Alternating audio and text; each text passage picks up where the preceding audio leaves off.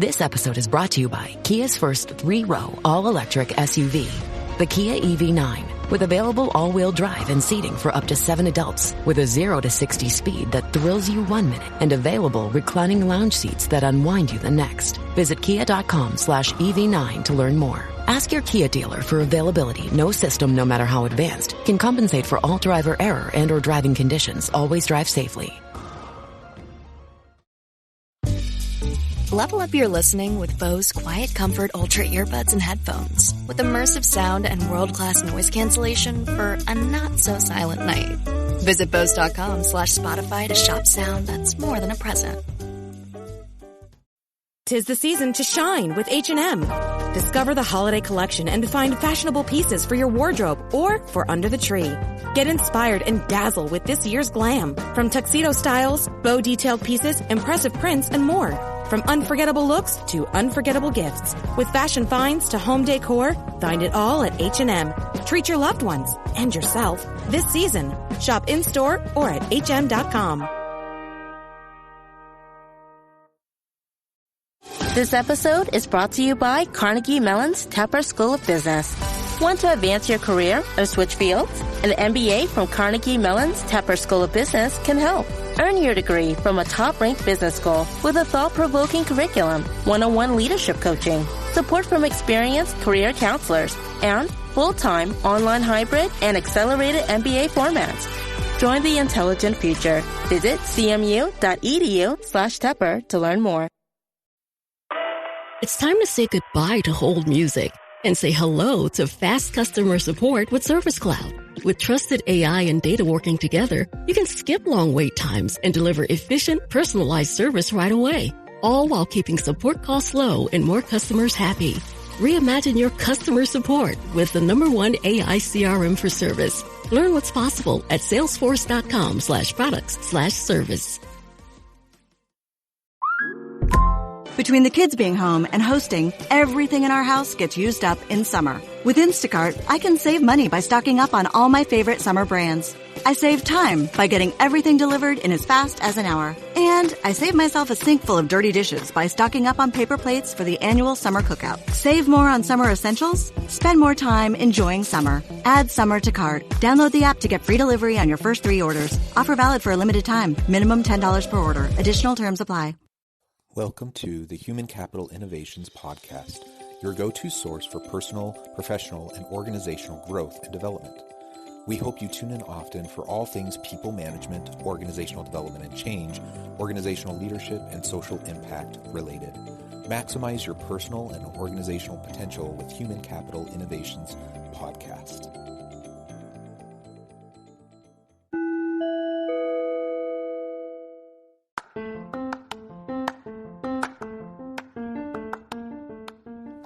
Welcome to the Human Capital Innovations Podcast. In this HCI podcast episode, I talk with Linda Bartman about building a company culture of camaraderie in the workplace.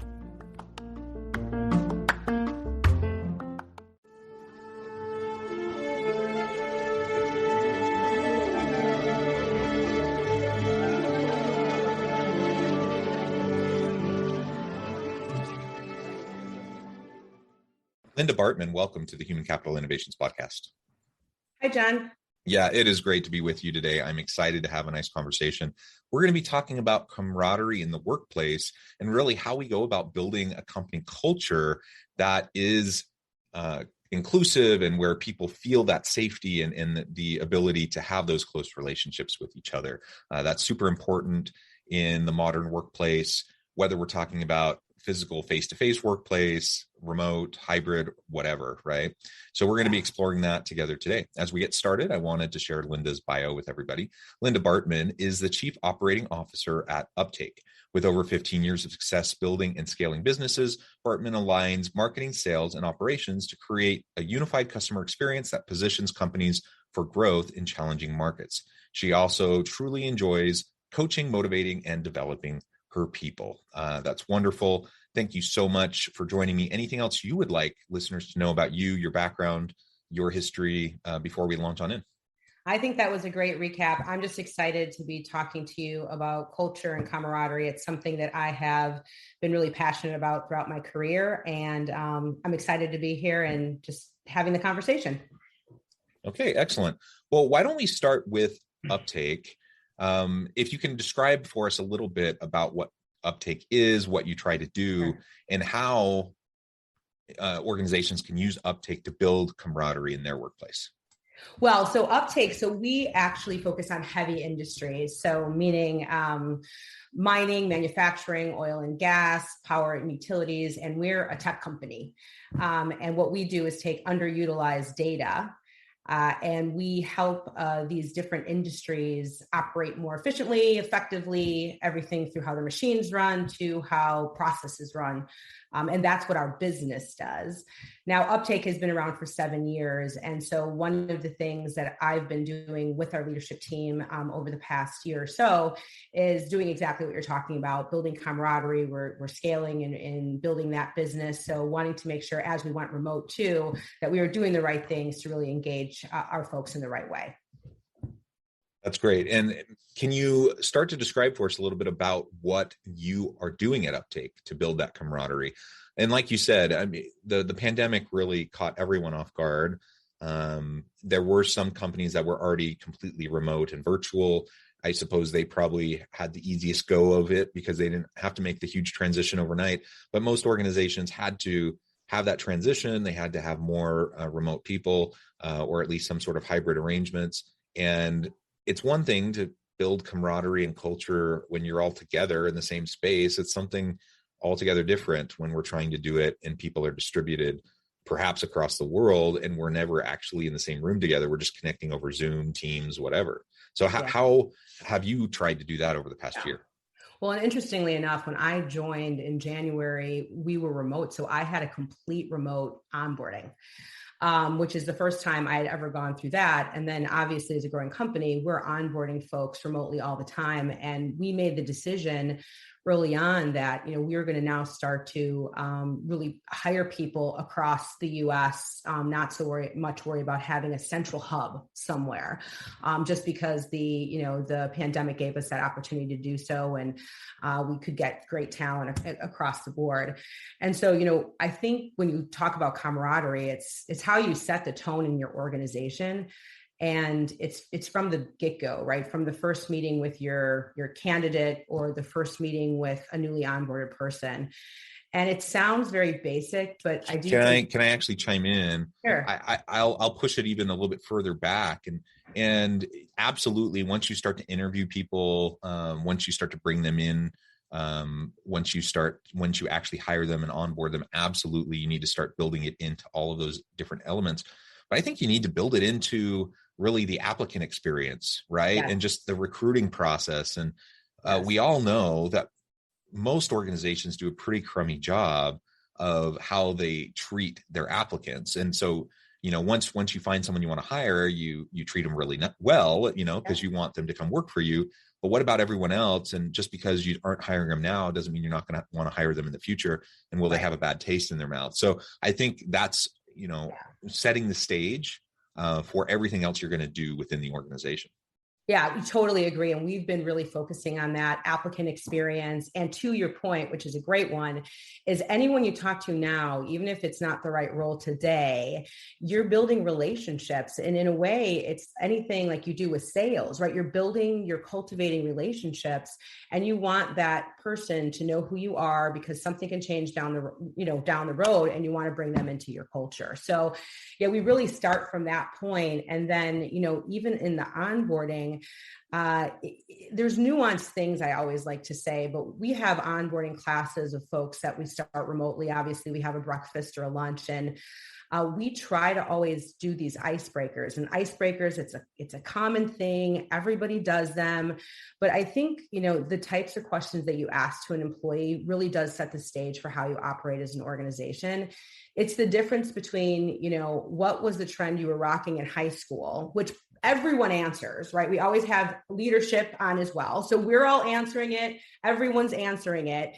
But, it's not saying, what's the best book you've read and how, tell me about how that was intellectually stimulating to you. That's going to give you a very different kind of setting in that meeting, right?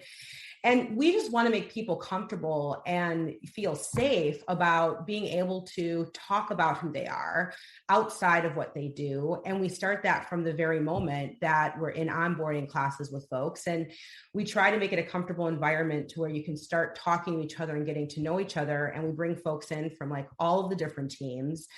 And that's, it's to your point, it's starting from the applicant process through to onboarding and then maintaining it in the organization to where over time it becomes organic, which is really what you want, right? Organic camaraderie.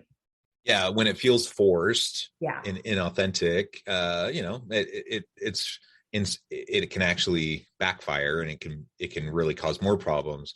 But you got to start somewhere, and you have to create the culture that you want, and you have to model it, and you have to create that safe place, that safe space, like you mentioned, with psychological safety, where people feel like they can trust each other, where they can lean on each other, and there's mutual accountability and trust. And if you don't have that, the organic connections that are bound to happen won't happen. And I'm a big believer in just being very proactive about creating the type of environment that you want to create. And the organic stuff, it's nice to see that happen over time. And but especially if you're remote, that's harder and harder to do organically, because you just don't have those casual encounters throughout the office. So you really do have to be purposeful and structure the opportunities for people to have those connections. I can't just swing by someone's office and chat for a few minutes. I have to schedule a Zoom meeting to do that with them, which is fine. There are ways to do that. But we just have to make sure that we're being thoughtful about it and trying to be real and authentic in how we're creating the scaffolding around those opportunities. So it doesn't just feel forced, like we're forced friendships or something like that. That just never works.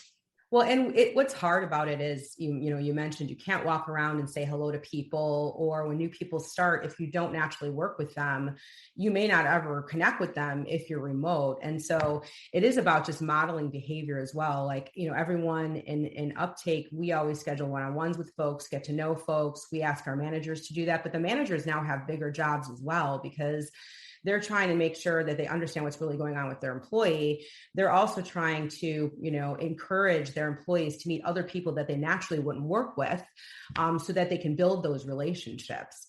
And, channels and tools like a Slack really have become the way you do the water cooler conversation. And you end up creating all of these different channels for, what is great about the business to, the different affinity groups. This is the group that loves trivia night, or that's almost your digital, I'm stopping by and saying, hi, how's your day going? Here's a picture of my child in the snow this morning.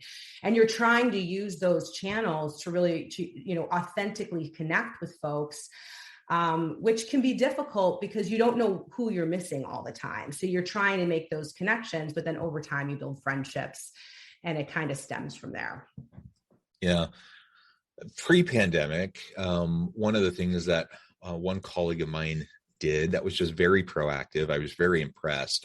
She's not a extrovert by any stretch of the imagination, but she decided early career, she decided she just needed to get to know people and build her network. And so she decided every day she would just go approach someone different to have lunch with.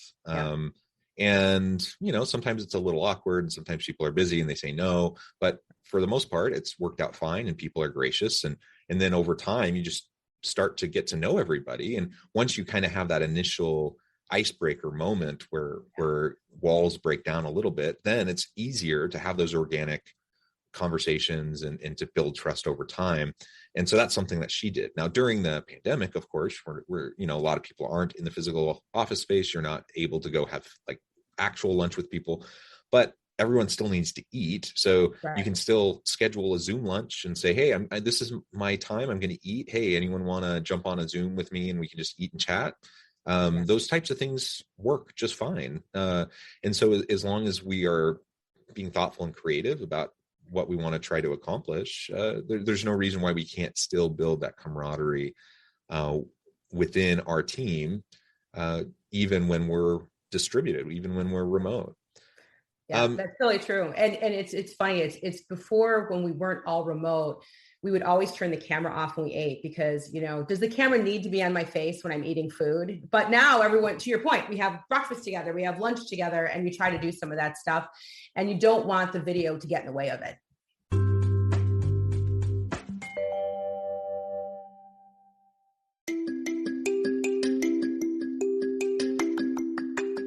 I'm excited to announce the publication of my new book from HCI Press, Bluer Than Indigo Leadership, The Journey of Becoming a Truly Remarkable Leader. Early in my adult life, I learned about an Asian proverb that translates as bluer than indigo. If you think about the color indigo, it is a brilliant, deep, and vibrant blue, what some would call the bluest of blues. To have something that is bluer than indigo is rare and truly remarkable.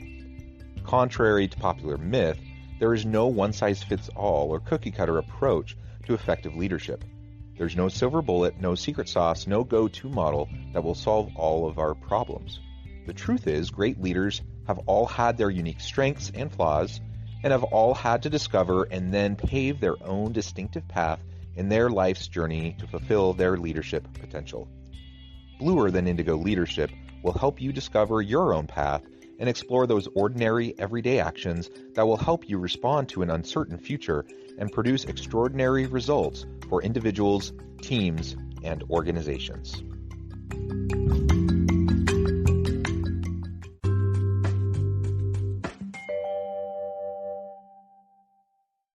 Yeah, absolutely. Absolutely. Well, so let's build on this idea of building camaraderie. We want this positive culture. We want people to feel like they genuinely like each other. Actually, one other piece I wanted to just mention, there was a recent study that came out. I think it was a Harvard Business Review article that talked about just friendships, like the number of people, the number of friendships that younger millennial and Gen Z individuals have. And it was something really sad, like 1 in 5 millennial and Gen Z don't even consider that they have a friend, a single friend. And that's heartbreaking, right? That you would go throughout life and all the ups and downs without having anyone you can lean on. And so the reality is the workplace is that for a lot of people, or it's the closest thing they might have to that for a lot of people. They may not have family and friends at home, to unload on or to decompress, from their workday when they get home. They may need that opportunity to just have people they know and trust and care about at work. And so it's just one more reason why camaraderie is going to be important, especially for the younger generation that seems, it's kind of this interpersonal crisis, I think, that we have, that we're trying to figure out. So now with all the camaraderie elements in place, that's certainly one way we can approach this great recession and attracting and retaining good talent. We definitely want a positive workplace. But what else have you done at Uptake to try to help with that challenge of attracting and retaining good people, especially now where, we have more job openings and we have people looking for jobs. People are more and more willing to say no to crappy jobs, and it's harder and harder for organizations to find highly skilled people. Yeah, I think it's a combination of a few things. I mean, first, it is talking to candidates about the intangibles and then trying to communicate that out in different forums like on LinkedIn and Glassdoor, trying to really showcase your culture across the places where candidates go and see, do I want to work here? Is this a fit? And it's also about, for us, I mean, we're a tech business. So, when we're recruiting folks, they're interested in the type of work we're doing. Is it cool? Will I like to do it? And will I have fun doing it as well? And the different generations have different motivations. And so you do really need to understand what that motivated, what the talent is really looking for. Are they looking for a challenge? Are they looking for a place where they do feel safe and they haven't felt like they have a voice before? So it's a number of intangibles, along with just talking about the work, talking about the vision, and selling the vision. And I think because the job market today, I mean, obviously it's a candidate's market. With the conversations we're having, they are choosy about who they're working with. And so they ask a lot more questions about culture. They ask a lot more questions about the type of work. And so to the extent that we can project that on the different channels that they're looking at for who they want to work with, we do. But also it is talking about who we are, why we do what we do, and that they're coming into an organization that truly does want to be invested in the person outside of work as well as inside of work. And then you come in and you feel that experience from the beginning. And that's what we've really been building. To be clear here, we need to make sure that we're not just saying the right things, but that we're doing the right things, because you might be able to say all the right things and make it look really great, and you attract really good people and you get a really nice diverse workforce and everything. And then people get into the actual environment and they realize, wait a minute, there's a little bit of a bait and switch going on. I don't like this. This isn't actually inclusive. This isn't fun. This isn't psychologically safe, whatever. And then they bolt and they have options. Like, people right now just aren't willing to work for a crappy boss. They're not willing to work in an unhealthy environment. And so we can't take those things for granted. We have to treat our people well and recognize that they do have options. So let's not just talk the talk, which is important. We need to say the right things and frame things the right way, but let's make sure that we're actually walking the walk, doing what we say we're going to do, that we hold our leaders accountable to create those good types of atmospheres that people can thrive in.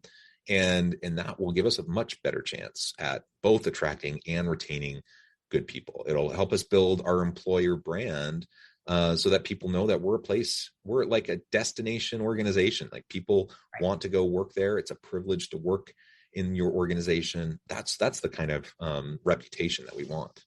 Yeah. And I think to just attach it to business performance, is important as well. So we want the energetic, the passionate workforce, the workforce that loves to work with, their colleagues, but also, there are certain kinds of companies, and I've worked for them in the past, that really pit people up against each other competitively.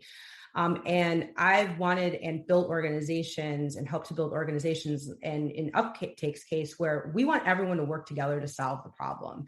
And when you have an organization that does have an underlying framework of camaraderie and respect and trust, you get the less finger pointing. You get more, I want to solve this problem with you because I have a relationship with you, and because, we can solve this together, and I feel accountable to you, not my boss necessarily, who you also feel accountable to, of course, but I don't want to let you down because I know you, I know who you are. And I think that's a really, it's a really interesting thing when you look at camaraderie and what it does for business performance. And it really just helps all around, because people are energized about the problems they're solving, energized about who they're working with. And it just helps the whole business get uplifted.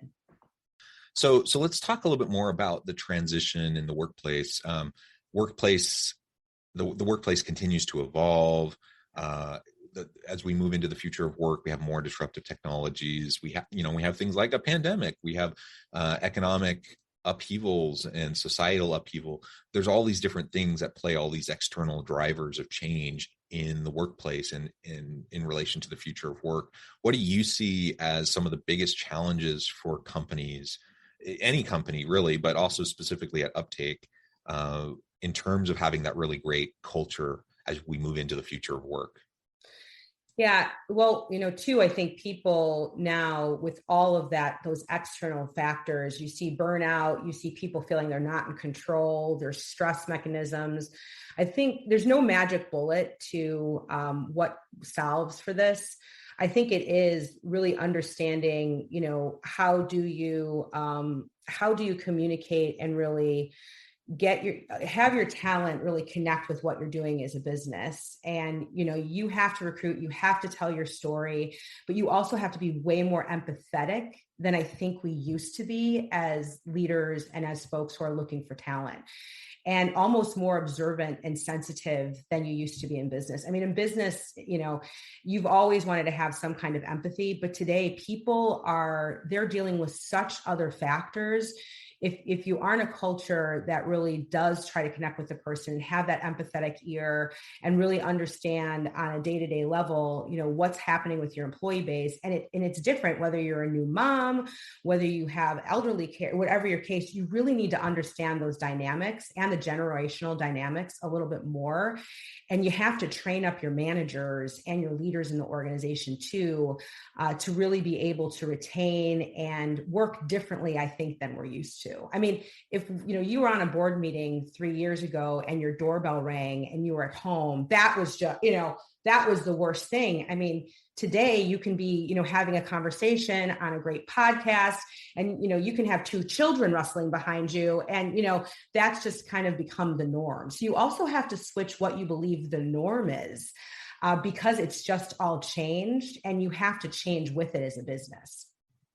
Yeah. And flexibility is the name of the game, right? Yeah. So compassion, empathy, flexibility, and just challenging our previous, notions and assumptions about what work needs to look like and how it's structured. Because if nothing else, I think these past 20 plus months have shown us that a lot of the ways that we had set up our companies, our organizations, the workplace, they were just traditions that didn't need to be perpetuated. And there's no particular reason why we need to do things that way. It's just what we always did. And this has given us an opportunity to recognize, to step back a little bit, take a fresh look, recognize those things that just aren't necessary. Now there are some leaders who really, really long to go back to the way things were. And I suppose that's always the way it's going to be.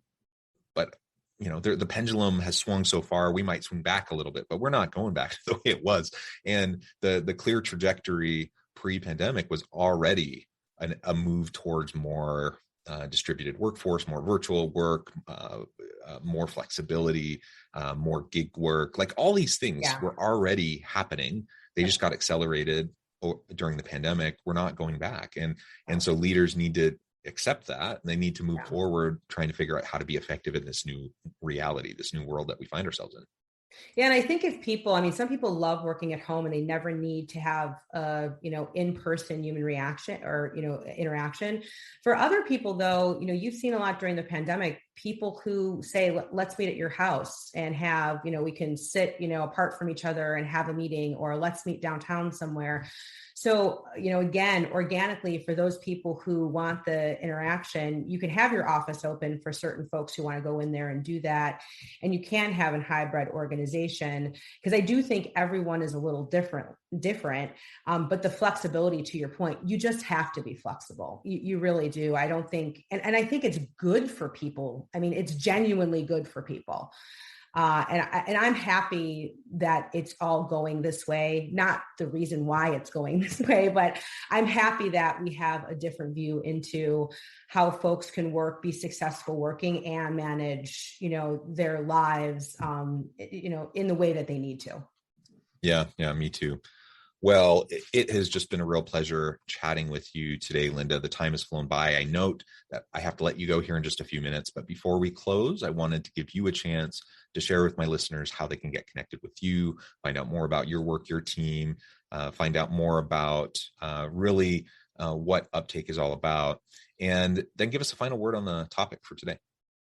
So first of all, I really enjoyed the conversation, and I think it was just great to connect and talk about culture and camaraderie. I think it's been something that we're going to continue to build our foundation on. And I know for folks everywhere who are dealing with the pandemic, the one thing we can do is give each other a little bit of grace and empathy as we kind of move through this strange time.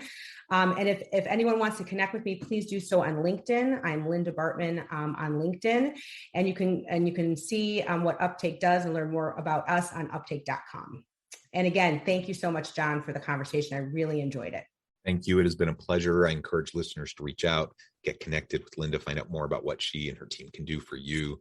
And as always, I hope everyone can stay healthy and safe, that you can find meaning and purpose at work each and every day. And I hope you all have a great week.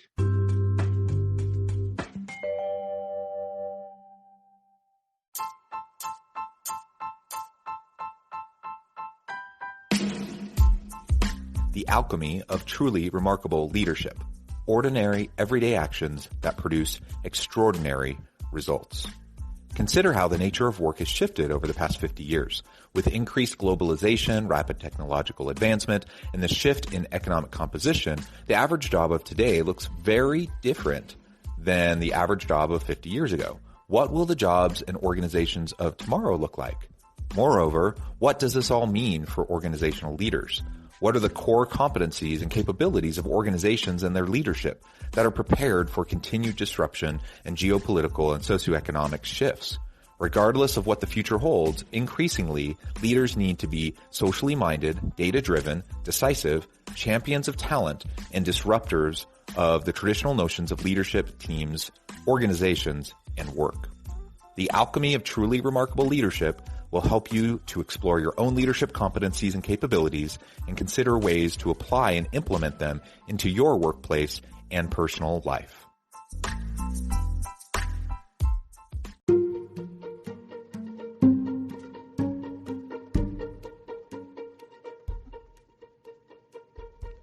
Check out Human Capital Innovations magazine, Human Capital Leadership. Human Capital Leadership is a free, interactive e-magazine with the mission to help individuals, leaders, and organizations find innovative approaches to maximize their human capital potential. We publish issues quarterly in August, November, February, and May. Take a look at the latest issue and let us know what you think.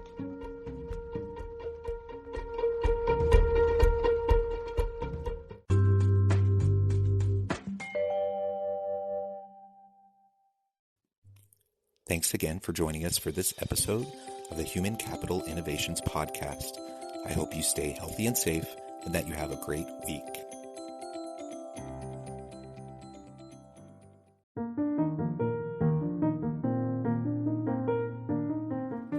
Check out our new weekly LinkedIn newsletter, Alchemizing Human Capital, exploring industry trends via original research and interviews with executives and thought leaders from across the globe. We look forward to having you join us.